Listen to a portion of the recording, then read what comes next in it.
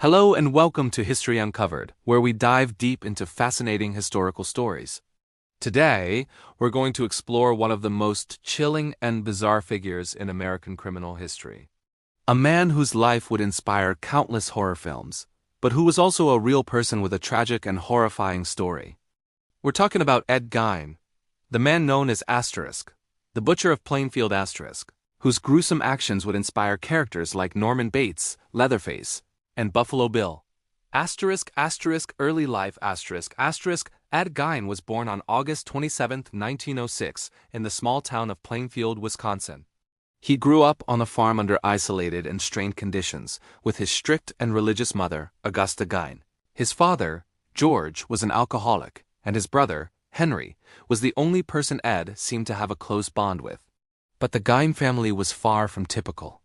Augusta viewed the world as a sinful and corrupt place, preparing her children for a life that would keep them away from society's evils.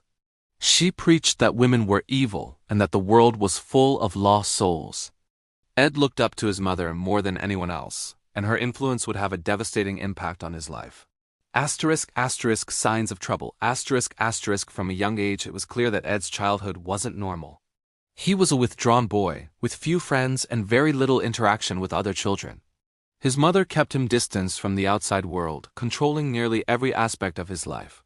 This relationship would shape Ed's psychological development in a way that would ultimately be disastrous. When Ed's father passed away in 1940, Augusta became his only family. Not long after, Ed's brother Henry died under mysterious circumstances. His body was found near a fire on the Gein property, but there was some speculation that Ed may have had something to do with it. From that point on, Ed was left entirely alone with his mother, and his world grew even more isolated and disturbed. In 1945, Augusta passed away, and this marked a major turning point for Ed. It was as if his only true connection to the world had vanished, and his mental state began to unravel.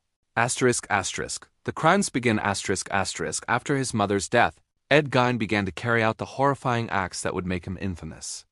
Over the next few years, he started exhuming recently buried women's bodies from local cemeteries, stealing their body parts. This was where his macabre interests began. He would fashion furniture, clothing, and even masks out of the bodies he exhumed. When police eventually searched his home, they found a horrific collection of human remains, including a belt made of female nipples, a chair upholstered with human skin, and face masks. It was a shocking discovery, but what was even more chilling was that Gein had lost the ability to distinguish between the living and the dead. The murders but Gein didn't stop at grave robbing.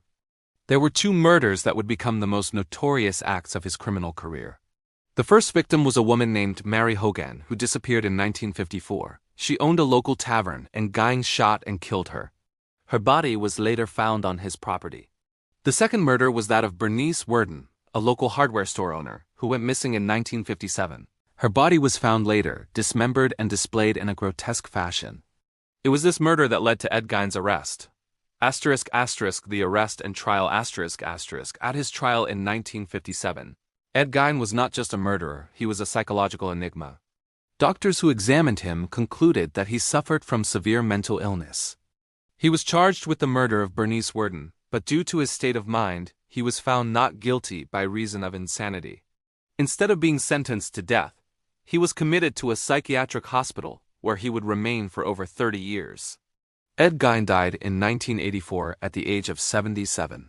Ed Gein's crimes have lived on in history, not just as a part of criminal lore, but also through the fictional characters he inspired.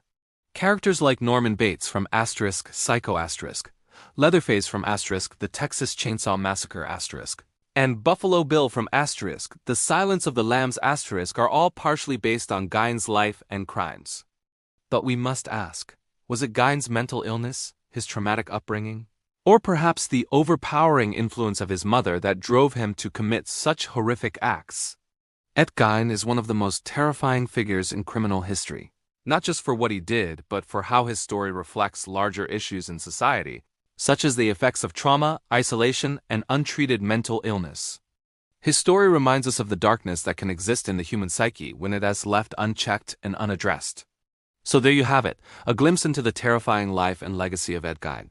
What do you think of his story? Leave a comment below and let us know. Don't forget to like, subscribe, and hit the bell for more fascinating historical tales. Thanks for watching, and we'll see you in the next video.